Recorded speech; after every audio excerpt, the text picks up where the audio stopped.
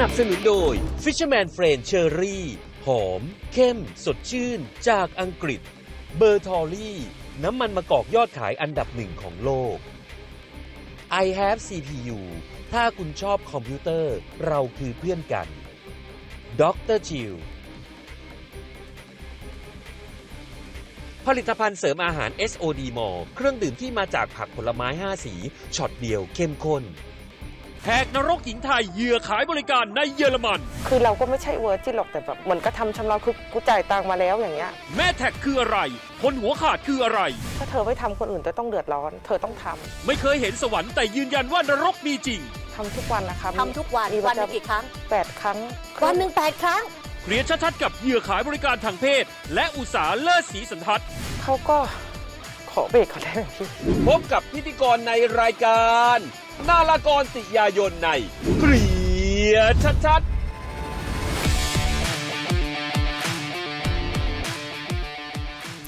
สวัสดีค่ะคุณผู้ชมค่ะพบกันในรายการเคลียร์ชัดๆค่ะพบกันแบบนี้เป็นประจำทุกวันจันทร์ถึงวันศุกร์ 13 นาฬิกาตรงทาง Workpoint ช่อง 23 นะคะเราพบกันแบบนี้พร้อมเรื่องราวหลากหลายที่เกิดขึ้นที่เราจะมาเคลียร์ชัดๆค่ะคุณผู้ชมสามารถที่จะติดตามเราทุกช่องทางโซเชียลมีเดียแล้วก็คอมเมนต์พูดคุยกับทีมงานของรายการได้นะคะทั้ง Facebook เคลียร์ชัดๆ YouTube ชินะ Channel IG เคลียร์ชัดๆและ TikTok เคลียร์ชัดๆค่ะคุณผู้ชมคะในภาวะเศรษฐกิจหลังจากโควิดต้องยอมรับนะคะว่าเศรษฐกิจฝืดเคืองเรื่องของหนี้สินเรื่องของการทำมาหากินที่รายได้มันไม่พอกับรายจ่ายที่ต้องจ่ายอยู่ทุกวันและเขาบอกว่าปีหน้าเศรษฐกิจจะหนักกว่าปีนี้มันมีคนไทยหลายคนเลยทีเดียวต้องเรียกว่าหลายหมื่นหลายแสนคนที่ฝันอยากจะไปแสวงหาโอกาสในต่างประเทศเหมือนแขกรับเชิญของรายการเคลียร์ชัดๆวันนี้ค่ะเราเรียกเธอว่าคุณอ้วนก็เป็นอีกคนหนึ่งค่ะที่อยากจะไปแสวงหาโอกาสและโชคในต่างประเทศเพราะว่า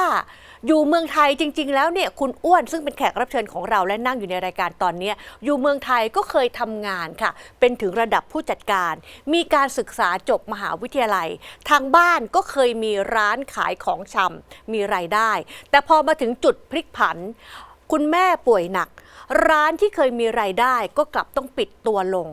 อาชีพที่เคยทำก็มีรายได้ไม่พอที่จะเลี้ยงครอบครัวแล้วก็ดูแลรักษาคุณแม่คุณอ้วนก็เลยอยากจะไปทำงานต่างประเทศและมีวันหนึ่งไปเจอรุ่นพี่คนหนึ่งในมหาวิทยาลัยโอ้โหสนิทกันมากค่ะก็เลยปรึกษาว่าอยากจะมีรายได้มาดูแลครอบครัวอยากเดินทางไปประเทศเยอรมันประเทศโลกที่1ที่น่าจะเป็นประเทศที่ศิวิไลซ์รุ่นพี่คนนี้ก็เลยชวนไปบอกไปเดี๋ยวจะช่วยให้ไปทำงานที่เยอรมันนะคุณอ้วนบอกว่าหนูจะไปทำงานนะหนูรู้ภาษาอังกฤษหนูมีความรู้จะไปทำงานร้านอาหารหรือเป็นแคชเชียร์หรือว่ารับจ้างทำงานพี่คนนี้ก็บอกว่าได้เลยพี่ช่วยไปหลายคนละจะให้ไปทำงานนะคุณอ้วนก็ยังย้ำนะว่าหนูไม่ขายตัวนะเพราะว่าหนูเนี่ยอยากจะไปทำงานเก็บเงินเพื่อที่จะมาส่งเสีย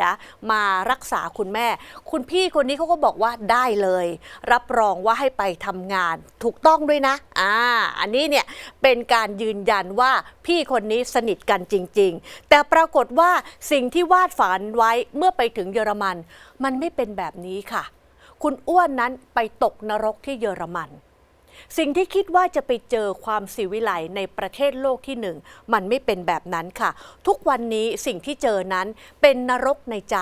เป็นบาดแผลในใจที่ไม่รู้ว่าจะรักษาหายหรือเปล่านะคะและคุณอ้วนบอกว่าอยากจะมาเปิดเผยถึงสิ่งที่เธอได้เจอเพื่อที่จะเป็นอุทาหรณ์บอกแล้วก็เตือนผู้หญิงไทยอีกหลายๆคนที่อยากจะไปต่างประเทศหวังว่าจะเจอโอกาสที่ดีจะเจอคนดีๆแต่คนดีๆนั้นกลายเป็นคนที่หลอกลวงกลายเป็นคนที่เราคิดว่าเราไว้ใจได้และคุณอ้วนตอนนี้อยู่ในรายการกับเราแล้วนะคะสวัสดีค่ะคุณอ้วนค่ะสวัสดีค่ะและอีกท่านหนึ่งนะคะวันนี้มากับคุณอ้วนค่ะก็คือเป็นหนึ่งในองค์กรที่ช่วยเหลือทำให้คุณอ้วนนั้นหลุดออกจากนรกที่ประเทศเยอรมันได้นะคะคุณอุษาเลิศศรีสันทัดนักวิจัยโครงการศึกษาการคืนสู่สังคมของหญิงไทยค่ะสวัสดีค่ะคุณอุษาค่ะ เรามีเวลาไม่มากนะคะ เพราะฉะนั้นถามคุณอ้วน พี่คนนี้ที่บอกว่ารู้จักกันแล้วก็ชวนเราไปเยอรมันเนี่ยสนิทกันขนาดไหนคะ ก็สนิทกันเป็นรุ่นพี่มหาลัยอะค่ะพี่รหัสของมหาลัยเลย อ๋อเหรอคะ ใช่ เขา ค่ะ ที่เขาบอกว่าเราบอกเขาว่าเราอยากไปทำงานนะ เราอยากจะไปเก็บเงินนะเขาบอกเราว่ายังไง เขาก็บอกว่าเนี่ยเขาก็เปิดเลยตอนแรกเขาแค่เกิดมาก่อน แต่เนี่ยไปถามเขาเห็นเขาพูดกับในกลุ่มนะคะ ที่นั่งกินกันว่าเนี่ยเพิ่งบินมาไทย2 ครั้งนะ ปีละ2 ครั้งเนี่ยหาคนไปทำงาน เราก็เลยโอเคงั้นพี่หนูอยากไปทำด้วยอะไรเงี้ย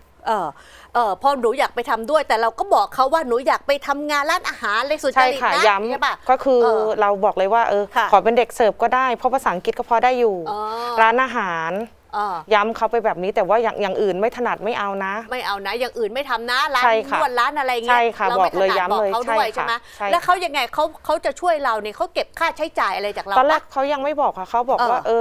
งั้นเดี๋ยวพอดีมีสายเหมือนกับเขาโชว์ให้ดูหลักฐานนะคะ แล้วเขาก็เลยโทรเป็น WhatsApp อะนะคะ ค่ะ โทรมือถือให้ดูเลยว่าเนี่ยคนนี้นะที่พี่เคยช่วยไว้ แล้วก็โทรหาผู้ชาย อืม ก็ให้เซฮายกันในกลุ่มเนี่ยค่ะ ค่ะ ว่าแต่ว่าทางฝั่งผู้ชายเนี่ยเขาพูดภาษา ภาษาอังกฤษ อังกฤษไม่ได้พูดได้แต่เยอรมัน ค่ะ คือเขาก็มีแสดงหลักฐานว่าเขาช่วย ใช่ คนมาเยอะแล้วคนนั้นมีตัวตนจ ใช่ ริง ค่ะ ๆเราก็เลยเชื่อเขา ใช่ ประกอบ ค่ะ กับสนิทด้วย ใช่ แล้วเรา ค่ะ ต้องจ่ายเงินให้เขาเท่าไหร่ถึงจะเดินทางไปได้ เขาบอกไม่เป็นไรเรื่องค่าใช้จ่ายเขาออกให้หมด ออกให้หมดเลย ใช่ อ๋อเห็นบอกเขาโอนเงินมาเข้าบัญชีเราด้วยเหรอ เพราะว่าถ้าเกิดทำวีซ่าไปต่างประเทศอะค่ะมันจะต้องมีเงินโชว์สเตทเมนต์ อย่างน้อยคือ 200,000 ค่ะ คือเขาก็เอาเงินตรงนั้นอะใส่บัญชีหนูเลย ค่ะ เราก็มาคิดว่าเขาแบบเหมือน เออ เขาจะไม่ ถ้า ครบ เขาหลอกเราเขาจะ ใช่ โอนเงินมาให้เราอย่างนี้ ใช่ค่ะ คือเขาทำทุกอย่างให้ ใช่ เรา ค่ะ เชื่อว่าเขาไม่ได้หลอกเราเขาอยากจะช่วยเราจริง ใช่ ๆ ด้วย ค่ะ ใช่ไหมอ๋อมีหลักฐานต่างๆ ด้วยใช่ไหมแล้วพอเดินทางไปถึงเยอรมันจริง ๆ วันแรกที่ไปถึงไปเจอกับอะไรคะ คือหนูยังไม่ได้ลงเยอรมันเลย เพราะว่ามัน เออ ต้องไปลงที่อัมสเตอร์ดัมก่อน อ๋อไปที่อัมสเตอร์ดัมเนเธอร์แลนด์ก่อน ใช่ อ่า ค่ะ แล้ว แล้ว ก็ ก็เขาก็เหมือนกับเอาเราไปพักไว้อยู่ที่บ้านนั้นเหมือนกับเขาบอกว่าเนี่ยเป็นญาติเขานะ ไปพักผ่อนก่อน เดี๋ยวรอให้ทางผู้ชายติดต่อมาหรืออะไรเงี้ยไม่ต้องคิดมากเพราะว่าเราได้วีซ่าอยู่แล้ว ค่ะ หนูก็ไม่ได้เอะใจคนไทยก็มารับเหมือนกันเอาว่าก็เลย ก็คือ เอา มี พัก คน ผ่อน ไทยเหมือนเราเนี่ยมา ใช่ พัก ค่ะ แล้วก็พักเราไว้ที่บ้านหลังหนึ่ง ใช่ค่ะ ซึ่งบ้านนั้นเนี่ยเราทำอะไรอยู่ในบ้านหลังนั้นคะ ไม่ได้ทำ ไม่ เขา ได้ ก็ ทำ ให้ อะไร หนูแบบ เออ พักผ่อนเพราะว่าเราเพิ่งบินมาอย่างเงี้ย ค่ะ ค่ะ ตอนนั้นรู้สึกสงสัยไหมว่าเอ๊ะทำไมมาไม่ไปเยอรมันเลยทำไมต้องไปพักที่อัมสเตอร์ดัม เขาบอกว่า เออ เธอจะบินมาเยอรมันไม่ได้ เพราะว่าเราไม่ได้แต่งงานแล้วเราเป็นผู้หญิงโสดอย่างเงี้ยถ้าเกิดเราบินตรงเยอรมันเลยมันจะเข้าไม่ได้ เขาก็เลยบอกว่างั้นก็มาลงที่เนเธอร์แลนด์มาพักกับบ้านญาติเขาแล้วเดี๋ยวเขาจะอัมสเตอร์ดัมอะค่ะ เดี๋ยวเขาจะติดต่อประสานงานให้ ค่ะ ใจเย็นๆไม่ต้องกลัวอะไรอย่างเงี้ยเขาก็พูดแบบปลอบเราอย่างเงี้ยค่ะ อ๋อผู้ชายที่พูดถึงเนี่ยในที่คุณอ้วนเล่า ผู้ชายคนนั้นคือใครยังไงคะ ก็เขาเป็นคนที่เขาบอกว่าถ้าเกิดว่าได้วีซ่าเรื่องงานไม่ทัน ก็จะเป็นคนที่จ้างแต่ง อ๋อเข้าใจแล้วพี่คนเนี้ยที่เราสนิทด้วยบอกว่าถ้าไปแล้วไม่ได้ทำงานก็จะให้แต่งงานกับผู้ชายคนนี้ ใช่ใช่ ซึ่งเป็นคนเยอรมัน ใช่ค่ะ ถ้าแต่งงานแล้วเราก็จะได้ทำงาน ใช่ ใช่ปะ ใช่ค่ะ อ๋อเห็นไหมเขาเนี่ยพยายามทำให้เราเชื่อถือในหลาย ๆ เรื่อง จนถึงขั้นว่าหาผู้ชายมาให้แต่งงานกับเราพอหลังจากที่พักอยู่ที่บ้านนั้นไม่ได้ทำอะไรเสร็จแล้วเนี่ยและที่สุดแล้วเราได้เข้าไปเยอรมันไหมคะ ได้เข้าค่ะ ยังไงคะ ก็คือเนี่ยพออาทิตย์หนึ่งเราก็โทรจี้เขาแหละแบบยังไงทำไมไม่เห็นมีใครติดต่อมาเลย สรุปว่ายังไงพี่แล้วผู้ชายคนนั้นล่ะยังไงจะช่วยแต่งงานไหมคือทำไมให้อยู่จะอาทิตย์หนึ่งแล้วอะไรอย่างเงี้ยแล้วเขาบอกใจเย็นๆก่อนเหมือนเขาพูดตัดบทอะค่ะเราก็เลยพออีกวันรุ่งเช้านี่ก็รู้สึกแบบแย่แล้วอีกวันรุ่งเช้าเขาก็เลยซื้อตั๋วรถไฟให้นั่งรถไฟอะค่ะจากเนเธอร์แลนด์อะค่ะไปเยอรมัน ไปเยอรมันก็คือนั่งรถไฟไปละตอนนี้เข้าไปในเยอรมัน ใช่ เข้าไปเยอรมันเนี่ยเข้าไปอยู่ตรงไหนจุดไหนเมืองไหนของเยอรมันคะรู้ไหมมีใครไปรับไหม มีค่ะ ใครคะ เป็นเขาชื่อแม่เดือนนะคะ แม่เดือน เป็นคนไทยอายุสักประมาณ60ค่ะ แล้วก็มากับสามีเขา ค่ะอ๋อแม่เดือนกับสามีซึ่งเป็นคนเยอรมันใช่ไหมคะ คนชื่อเดือนคนไทยค่ะ คนชื่อเดือนแม่เดือนเนี่ยแม่เดือนนี่เป็นนามสมมุตินะเราตั้งเป็นนามสมมุติเพราะว่าเราก็ยังไม่อยากบอกชื่อจริงเพราะตอนนี้ก็ยังอยู่ในขั้นตอนของการ ยังอยู่ใน ดำเนินคดี ใช่ค่ะ อยู่ใช่ไหมคะแม่เดือนมารับพร้อมกับสามีที่เป็นคนเยอรมัน ใช่ใช่ค่ะ และแม่เดือนพาเราไปที่ไหนคะ เขาก็พาไปบ้านเขา บ้านของแม่เดือนบ้านของแม่เดือนทำอะไรคะ เป็นบ้านพูดได้ใช่ไหมคะเป็น พูดได้ เป็นบ้านคือตอนแรกอะหนูไม่รู้แต่ว่าหนูมารู้ที่หลัง เพราะเจอพี่คนนั้นข้างบนเขาเรียกว่าบ้านซ่อง บ้านซ่องก็คือซ่องในเยอรมันนั่นแหละ ใช่ ไหมคะซ่องในเยอรมันนี่ต้องบอกว่าเป็นซ่องที่ถูกกฎหมายนะคะ ในเยอรมันนี้อาชีพขายบริการทางเพศเป็นอาชีพที่ถูกกฎหมายพอเข้าไปที่เนี่ยมารู้ตรงไหนว่าบ้านของแม่เดือนคือซ่อง มีคนไทย อืม ที่อยู่เขามาถามคำแรกเลยว่า มาจากแม่แท็กไหนแล้วก็อะไรวะแม่แท็กแล้วก็บอกไม่นะ เราไม่ได้มาจากแท็กไหน อืม เขาก็บอกเขาก็เลยเงียบ อืม ทีนี้พอมารู้อีกทีนึงก็คือตัวเจ้าของบ้านนะคะแม่เดือนเขาก็มาพูดว่าเขาขายเธอให้ฉันแล้วนะ เธอจะต้องทำ เธอจะต้องทำคือเธอต้องขายตัว ใช่ค่ะ ว่างี้เถอะสรุปว่าในบ้านหลังนั้นมีผู้หญิงไทยคนอื่นๆด้วย ใช่ค่ะ ที่ทำงานอยู่ในซ่องนี้ ใช่ค่ะ แต่ผู้หญิงเหล่านั้นเนี่ยเขารู้ตัวว่าเขาจะมาทำงานนี้ถูกปะใช่ไหม อืม เขา อ้วนไม่ได้ถามทั้งหมดแต่ว่า เออ ของอ้วนเนี่ยอ้วนจะอยู่กับผู้หญิงคนหนึ่ง เออ ที่เขาถามว่ามาจากแม่แท็กไหนเนี่ย เออ เขาก็น่าจะยินยอมละมั้งแต่ตัวเราอะเราไม่ยินยอม แล้วเรารู้ไหมว่าคำว่าแม่แท็กคืออะไรอะคะ ก็ไม่รู้เพิ่งมารู้ทีหลังก็คือ หมายถึงว่าเหมือนกับเขาเรียกอะไร สายหรือเปล่าสายส่งคนไปทำงาน ใช่ใช่ แบบ ค่ะ ณอุตสาห เป็นนายหน้า เป็นนายหน้า ส่งมา อะไรเขาใช้คำว่าแท็กมา ทำสัญ นะคะ ญามา อ่ะพอไปถึงวันแรกรู้ตัวแล้วว่าโดนส่งเข้าซ่อง ทั้งที่ย้ำแล้วนะว่าหนูไม่ทำงานขายตัวนะ พอรู้ตัวว่าส่งเข้าซ่องเนี่ยต้องขายตัวตั้งแต่วันแรกเลยปะ เขายังไม่ให้ทำก่อน เออ เขาก็แบบให้เก็บกระเป๋า แล้วก็เราก็เลยไปบอกกับเขาให้เก็บกระเป๋าก่อน แล้วก็ให้ไปพักในห้อง ซึ่งมีผู้หญิงคนไทยคนเนี้ย อืม ที่ถามว่ามาจากแม่แท็กไหนเนี่ย อืม เราก็ถามเขาเลยว่า เราไม่อยากทำสถานีตำรวจ อืม แจ้งตำรวจให้หน่อยได้ไหมนู่นนี่นั่น เออ แล้วผู้หญิงคนเนี้ยเขาบอกว่าไม่ได้นะ เพราะเขาทำงานกับมาเฟีย อืม เขาก็ไม่อยากมีปัญหา ก็เลยไม่ได้แจ้งความและผู้หญิงคนนี้ก็ช่วยเราไม่ได้ด้วย เขาช่วย แม้ว่าจะเป็นคนไทยด้วยกัน แล้ววันไหนคะที่ต้องขายตัวทั้งที่เราไม่ยินยอมเขาวันไหน ก็วันถัดไปเลย วันถัดไปคือวันที่สองที่ไปอยู่บ้านนี้ ใช่ ยังไงเล่าให้ฟังหน่อย เขาก็ ขอเบรกก่อนได้ไหมพี่ อ่ะไม่เป็นไรไม่เป็นไรคือพี่ก็คือว่าไม่ได้ตั้งใจไป อันนี้ต้องย้ำนะคะว่าย้ำก่อนแล้วว่าจะไม่ได้ไปขายตัว แต่เมื่อไปอยู่ที่นั่นเนี่ย บ้านหลังนี้นี่คือถ้าเราเข้าไปอยู่ข้างในเราออกมาเองได้ไหมไม่ได้เขาปิดล็อกประตูด้วยใช่ไหม เขามีรหัสอะค่ะ อ๋อซึ่งเราไม่รู้รหัส ไม่เราไม่รู้ เราจะออกมาไม่ได้ใช่ไหมคะ ใช่ค่ะ วันที่เขาบอกว่าเราจะต้องขายตัวแล้วเนี่ยนะคะ เราก็อยู่ในห้องใช่ไหม เขาจะให้วันที่เขาขายตัวคือว่าหนึ่งเขาจะให้เราเดิน สมมติ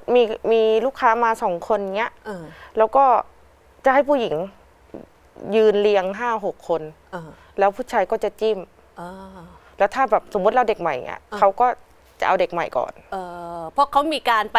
โปสเตอร์บอกทั่วเมืองแล้วเมืองนี้เป็นเมืองเล็กๆนะเป็นเมือง ใช่ค่ะ เล็กๆ ในชนบทของเยอรมันนะคะเขาก็จะมีโปสเตอร์ว่ามีเด็กใหม่มา แล้วคุณอ้วนเนี่ยเป็นเด็กใหม่ปุ๊บก็จะมีคนจิ้มเราเพราะเขาจิ้มเราปุ๊บเราก็ต้องเข้าห้อง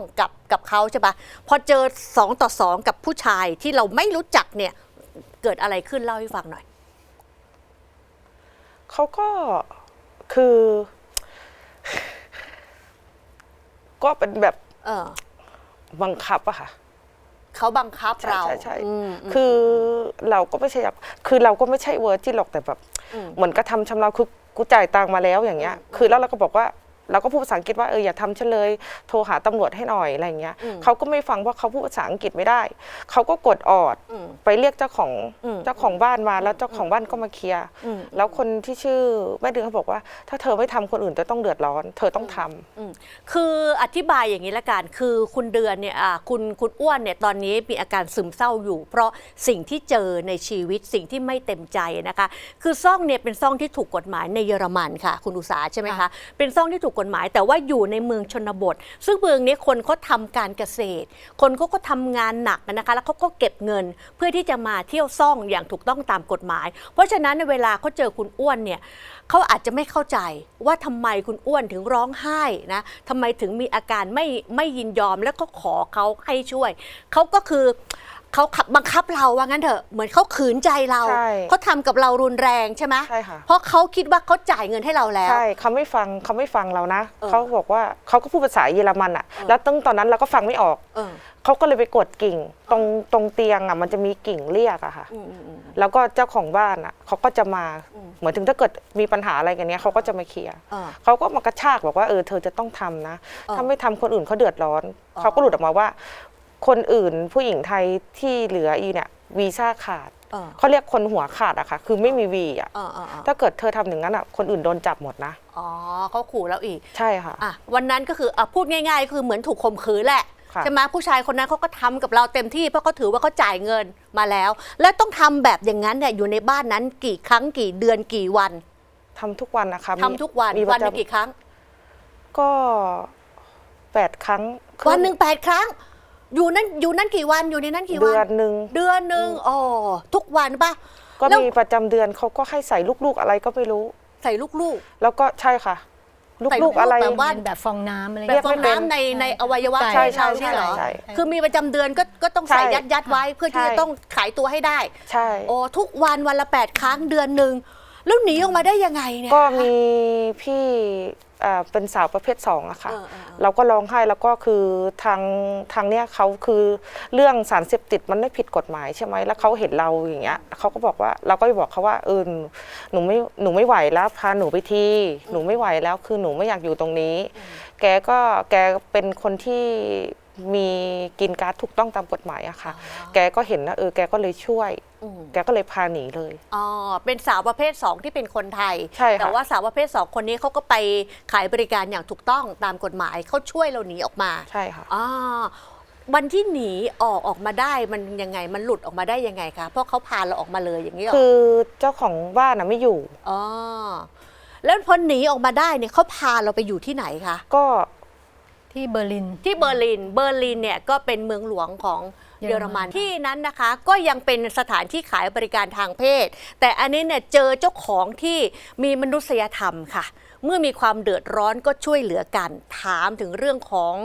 ความเต็มใจและสิ่งที่เกิดขึ้นที่คุณอ้วนไม่ได้คิดมาก่อนคือ เธอท้องค่ะ เธอท้องกับคนที่เธอต้องขายบริการด้วย เรื่องราวของคุณอ้วนนั้นนะคะ เป็นยังไงต่อไปทำไมเธอถึงมานั่งตรงนี้ได้ พักสักครู่เดี๋ยวกลับมาเคลียร์ชัดๆกันต่อค่ะ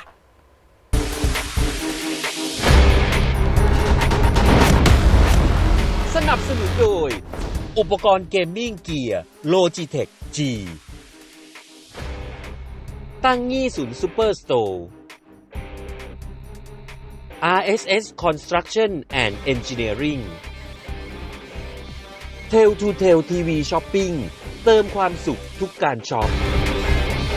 คุณผู้ชมคะถ้าเราอยากจะดูแลสุขภาพทั้งผิวพรรณและก็ข้อต่อต่างๆ ในร่างกายนะคะ ต้องคุยกับตัวแทนของบริษัทโนวาออร์แกนิกคุณปอภาคภูมิเลยค่ะ สวัสดีครับพี่ตา สวัสดี ค ค่ะ รับวันนี้เรียกว่าวันศุกร์สบายๆด้วยนะครับ ใช่ค่ะ สวัสดีท่านผู้ชมด้วยนะครับใครที่ดูเคลียร์ชัดๆอยู่ดูคอนเทนต์ค้างไว้อยู่กำลังเข้มข้นเนาะ ใช่ค่ะ เรื่องราวยังไม่จบนะเดี๋ยวเราไปตามต่อหลังจบช่วงทอล์กของเราเนาะ ค่ะ ขออนุญาตปรับอารมณ์นิดนึงเพราะวันนี้ขออนุญาตครับเอาโปรปลายปีหยิบมาฝากพี่ตาหยิบมาฝากท่านผู้ชม คือโปรเนี้ยจริงๆต่อปีนะ เราจัดได้แค่ 2 เดือน คือเดือน 11 พฤศจิกายนต่อเนื่องเดือนที่ 2 คือเดือนธันวาคม วันนี้เราเจอกันวันศุกร์สบายๆครับ 17 พย นี่คือรายการสดท่านผู้ชมครับ เป็นโปรปลายปีและโรงงานมาขายของเองทุกออเดอร์ผมบอกเลยนะ วันนี้บริการส่งฟรี และอย่างที่ 2 ที่คุณต้องตกใจครับ วันนี้ผมเอาคอลลาเจนมาปรับราคาเหลือแค่ 4 กระป๋องพันย้ำนะ วันนี้ใครดูเคลียร์ชัดใครเปิดเวิร์กพอยต์อยู่นะครับผมให้แค่ 4 กระป๋องแบงค์พันใบเดียว 1 กระป๋องไซส์นี้คือ 120,000 มิลลิกรัมกินได้ประมาณ 1 เดือน 4 กระป๋องที่ให้ไปกินได้ประมาณ 4 เดือน จ่ายแบงค์พันแค่ใบเดียว และประทานโทษนะครับวันนี้ใครดูรายการอยู่ 1 กระป๋อง 2 กระป๋อง 3 กระป๋อง 4 กระป๋อง จ่ายพันเดียวและบริการส่งฟรีทั่วประเทศและเวลาบอกท่านผู้ชมวันนี้หลายคนคิดว่าเฮ้ยเราตั้งราคาขึ้นมาเองไม่ใช่นะครับปกติคอลลาเจนกระป๋องเงินตราโดนัทที่ผมหยิบมาลดราคานั้นเราวางจำหน่ายตามร้านบูธครับร้านวสันต์ครับร้าน CJ ร้านบิ๊กซีและร้านโลตัสถ้าคุณดูราคาใกล้ๆครับ4กระป๋องพันไม่ได้และถ้าคุณเดินไปร้านสะดวกซื้อเองขอพนักงานซื้อ4กระป๋องพันพนักงานก็จะเกาหัวแกว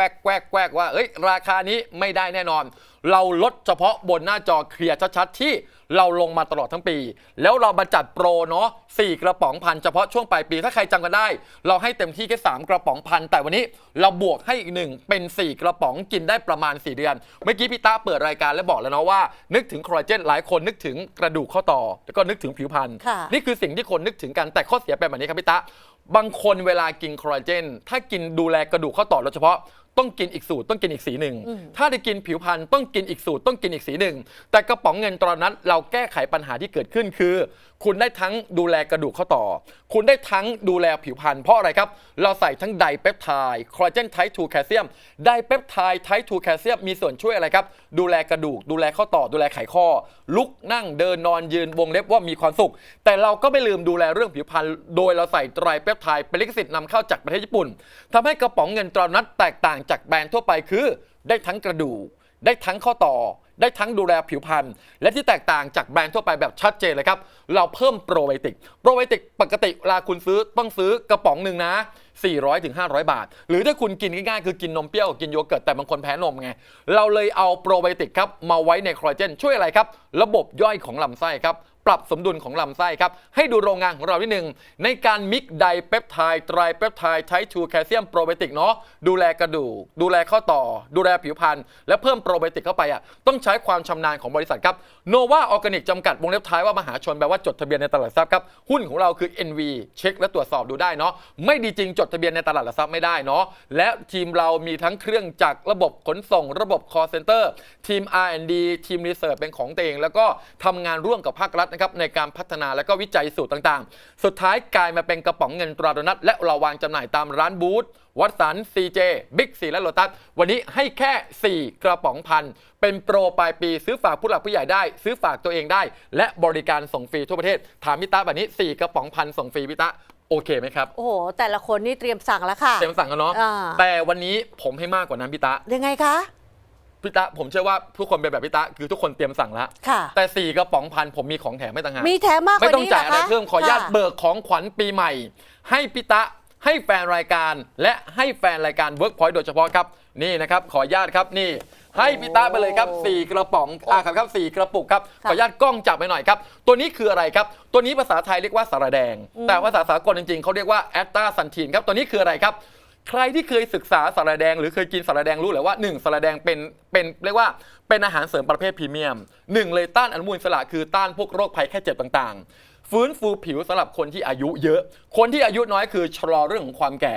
ลดการเสี่ยงของการเกิดโรคในยุคสมัยนี้สำคัญครับบำรุงสายตาสำหรับคนอายุเยอะเพิ่มความแข็งแรงของกล้ามเนื้อลดอาการพวกปวดพวกบวมบริเวณไขข้อได้นี่คือประโยชน์ของสาหร่ายแดงในแอสตาซันทีนย้ำนะวันนี้ให้1กระปุก2กระปุก3กระปุกและ4กระปุกที่เห็นบนหน้าจอย้ำนะครับประโยชน์จากสาหร่ายแดงคือต้านอนุมูลอิสระฟื้นฟูผิวชะลอความแก่ลดการเสี่ยงของการเกิดโรคบำรุงสายตาเพิ่มความแข็งแรงของกล้ามเนื้อและลดอาการอักเสบของบริเวณไขข้อต่างๆวันนี้ขออนุญาตแถมครับ4กระปุกกินต่อเนื่อง4เดือนพี่ตาเห็นของแถมแล้วเป็นยังไงบ้างครับโอ้โหตัดสินใจได้ง่ายเลยค่ะซื้อเลยค่ะ4กระป๋องพันจริงๆก็ตัดสินใจไปแล้วเนาะแต่แอสตาซันทีนมาเพิ่มหรือสาหร่ายแดงมาเพิ่มยิ่งตัดสินใจง่ายซื้อมากกว่าชุดเดียวได้ปะได้ครับเต็มที่ได้แค่2ชุดเต็มที่ได้แค่2ชุดเพราะอะไรครับวันนี้มีโควต้าทั้งหมดวันก่อนมามี200กว่าชุดวันนี้ให้ทั้งหมด300ชุดครับครบแล้วครบเลยหมดแล้วหมดเลยเนาะ300ชุดครับ1ชุดคือคอลลาเจน4แอสตาซันทีน4นี่นับเป็น1ชุดที่เห็นบนหน้าจอเนาะและบริการส่งฟรี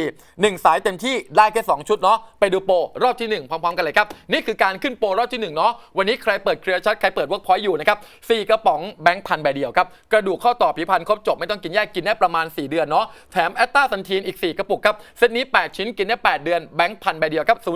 026 5888ย้ำครับ02 026 5888ครับ ย้ำท่านผู้ชมอันนี้ยังงบ 1,000 บาทครับคุณได้คอลลาเจน4กระป๋องกินได้ประมาณ4เดือนเนาะกระดูกข้อต่อผิวพรรณครบจบไม่ต้องกินแยกให้แอตตาซันทีนแถมเป็นของขวัญปีใหม่อีก4กระปุกเซตนี้8ชิ้น8เดือนแบงค์พันใบเดียวครับใครสนใจเบอร์อยู่ด้านล่างจอครับ02ครับ026 5888ย้ำนะฮะงบ1,000เดียวครับได้คอลลาเจน4กระป๋องครับได้แอตตาซันทีนอีก4กระปุกครับเซตนี้8ชิ้นกินได้8เดือนแบงค์พันใบเดียวครับย้ำเบอร์เนาะ02ครับ026 5888ย้ำครับ020265888จองสิทธิ์ไว้ก่อนได้ของถึงหน้าบ้านค่อยชำระเงินวันนี้ย้ำนะครับ17 พยรายการสดกล้องจับให้ผมหน่อยนะครับวันนี้มีทั้งหมด300ชุดพิตะวันนี้ทีมงานแจ้งมาแล้วว่าเหลือประมาณกี่ชุดเอ่ย121ชุด121ชุดสุดท้ายกล้องจับให้ผมหน่อยถ้าครบแล้วต้องสัญญากันว่าไว้โอกาสหน้านะครับเพราะว่า1ชุดได้คอลลาเจน4แถมสาหร่ายอีก4คอลลาเจนของเราจุดเด่นคือกระดูกข้อต่อผิวพรรณครบจบเนาะสาหร่ายแดงผมบอกแล้วเนาะต้านอนุมูลอิสระฟื้นฟูผิวลดการเสี่ยงของการเกิดโรคบำรุงสายตาเพิ่มความแข็งแรงของกล้ามเนื้อไปดูโปรรอบที่2พร้อมๆกันเลยครับนี่คือการขึ้นโปรรอบที่2ย้ำเนาะ 1,000 บาทนะครับได้คอลลาเจน4กระป๋องกินได้4เดือนเนาะแถมสาหร่ายแดงหรือแอตตาซันทีนอีก4กระปุก8ชิ้น8เดือนแบงค์พันใบเดียวครับใครสนใจเบอร์อยู่ด้านล่างจอครับ02ครับ026 5888ย้ำครับ02 026 5888ย้ำแบบนี้ครับงบ 1,000 คอลลาเจน4ครับแอตตาซันทีนอีก4แบงค์พันใบเดียวย้ำเบอร์ครับ02 026 5888ย้ำครับ02 026 5888และย้ำแบบนี้ว่าตอนนี้เหลือ71ชุดนะครับ71ชุดสุดท้ายครับขออนุญาตขึ้นโปรอีก30วินาทีสุดท้ายครับทุกท่านครับอีก71ชุดสุดท้ายครับย้ำเนาะ 1,000 บาทครับได้คอลลาเจน4กระป๋องกินได้4เดือนครับแถมแอตตาซันทีนอีก4กระปุกครับเซตนี้แบงค์พันใบเดียวครับ02 026 5888ย้ำแบบนี้ครับ 1,000 บาทครับได้คอลลาเจน4กระป๋องครับแอตตาซันทีนอีก4กระปุกครับเซตนี้แบงค์พันใบเดียวครับ1สายเต็มที่ได้แค่2ชุดใครสั่ง2ชุดมีของแถมให้ขวามือด้วยย้ำเบอร์ครั้งสุดท้ายครับ02 026 5888ย้ำครับ02 026 5888ส่งฟรีเก็บเงินปลายทางกับโปรปลายปีครับค่ะเรียบร้อยค่ะขอบคุณมากค่ะเดี๋ยวช่วงนี้พักกันสักครู่ก่อนนะคะกลับมาดูว่าชีวิตคุณอ้วนหลังจากพ้นจากนรกแล้วชีวิตเธอจะเป็นยังไงต่อไปสักครู่กลับมาเคลียร์ชัดๆค่ะ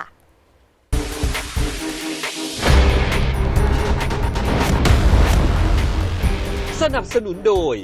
เซเลบแบรนด์เสื้อผ้าแฟชั่นของคนไทยแตกต่างแบบนิวเจนเครื่องดื่มตราพ็อกค่าทาบิสุดขีดความอร่อยสไตล์ญี่ปุ่นเสรณีคลินิก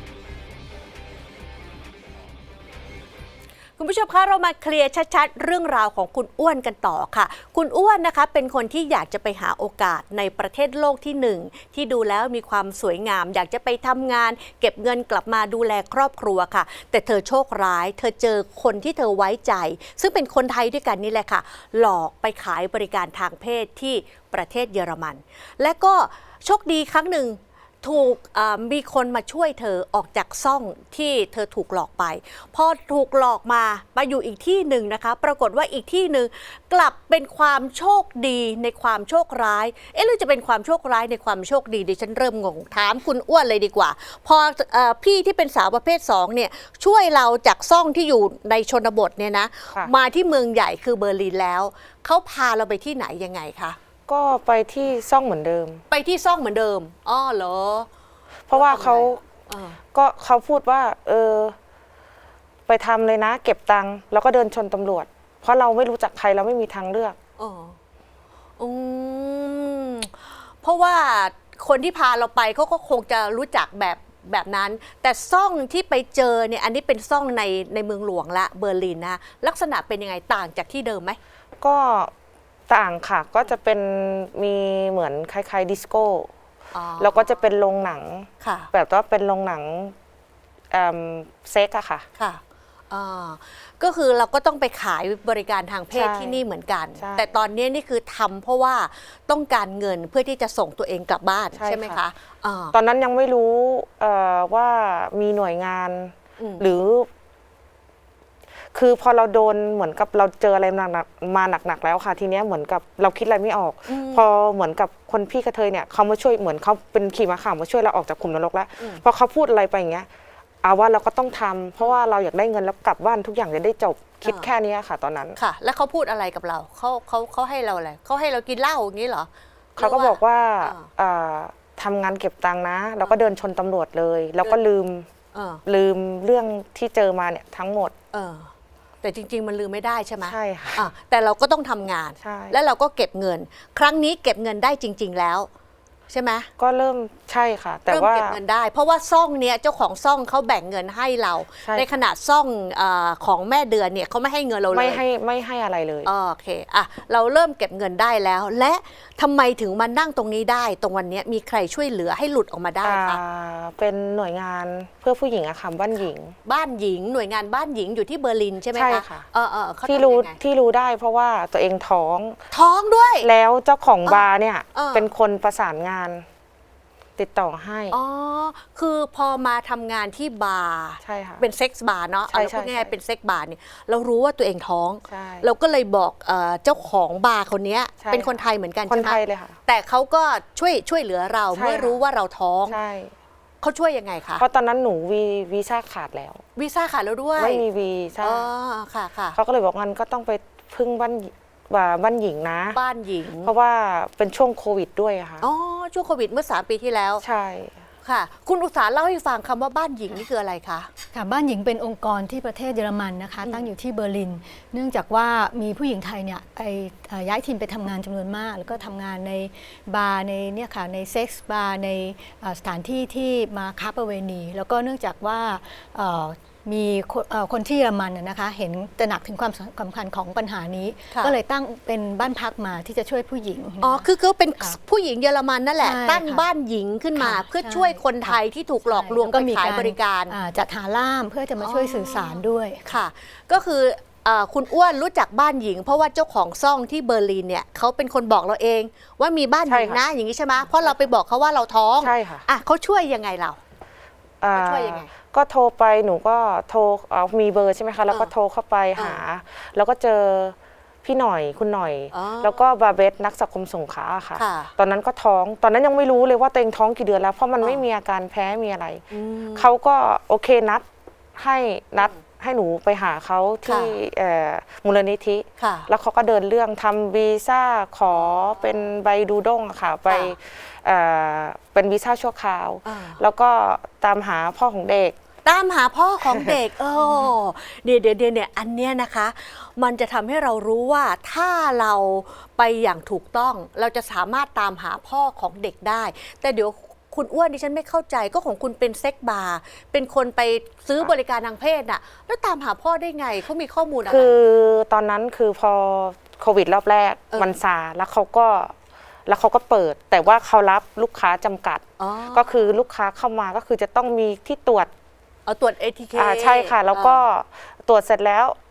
จะต้องลงชื่อนามสกุล อ๋อ เบอร์โทร อ๋อ อีเมล แล้วก็ที่อยู่ อ๋อ